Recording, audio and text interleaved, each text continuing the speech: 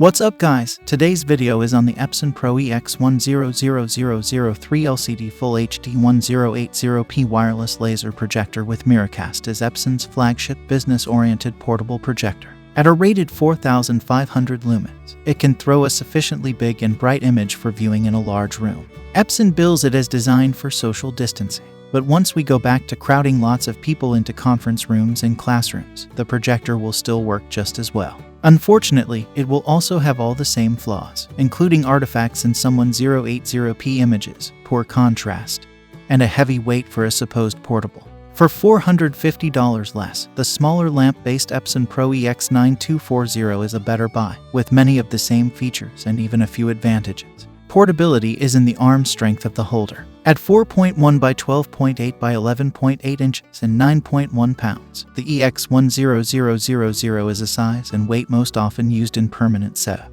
It's nowhere near as portable as true lightweights such as the AAXA P6X Pico projector, but its 4500 lumen rating means it's substantially brighter. It's also brighter than most larger semi-portable projectors, including the Infocus Genesis IN118BB and the Epson Pro EX9240. You might not love lugging it through an airport, but it comes with a soft carrying case if you need to, and it can be easily moved from room to room within a school or office building. The EX10000 is built around a laser phosphor light source and 3 LCD chips. The light source is meant to last the life of the projector. Be sure to factor that into any price comparison you make with lamp-based projectors with lower initial prices, but additional costs and hassle for replacing lamps. Epson rates the light source at 20,000 hours in both normal and quiet modes. The 3 LCD chips guarantee an image free of rainbow artifacts. However, despite the full HD resolution rating for the projector, they are not 1080p chips. Instead, Epson uses 366 by 768 chips combined with pixel shifting. This approach is standard for keeping costs down in 4 Kelvin projectors, but it's rare for 1080p projectors. Pixel shifting splits frames into smaller subsets of pixel, then shifts the pixel position for each subset to put more pixels on screen for each frame than are in the chip itself. Compared with images using chips that don't need pixel shifting for the same resolution, this tends to produce slightly less detail and sharpness because the individual pixels are actually a bit larger. The difference doesn't matter much for 4 Kelvin because few people can see it at a typical seating distance from the screen. In this case, however, I noticed a slightly soft focus, straightforward setup and lots of connection options. Setting up the EX10000 consists of little more than finding the right spot for the projector, plugging in a power cord, and adjusting the manual focus and 1.6x zoom. As with most laser projectors, you can fine-tune the brightness to get just as much as you need for your screen size and ambient light level. The custom setting lets you set the brightness level from 70% to 100% in 1% increment.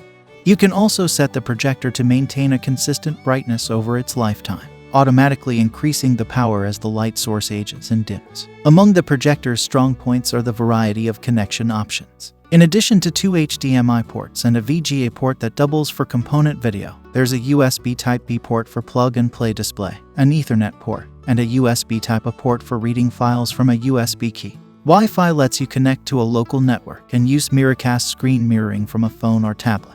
There's even a composite video port with RCA phono plug connectors. It's easy to set up a 2-way or 4-way split to see images from up to 4 sources at once. A simple setup screen lets you select which source to show in each area of the screen and which source's audio to use. Great-looking business graphics. Most people will consider any of the EX10000's 5 color modes acceptable for presentations, even for those that include photos or video, but some are better than others. My preferred mode is Cinema. In my tests, it had the most accurate color, the best contrast and shadow detail, which are key requirements for photorealistic images, and the best overall balance of color accuracy and image brightness. This combination translates to excellent image quality for most presentations. The exception is for presentations that include images with fine, repeating details, such as narrow stripes. The EX10000 added scaling artifacts to some images with repeating detail in my test. These artifacts are caused by the need to add or drop pixels to make an image fit in the number of pixels available in the display when there isn't an exact match between the two. You may never see these glitches, but they can be a potential issue if you use patterned fills or similar images.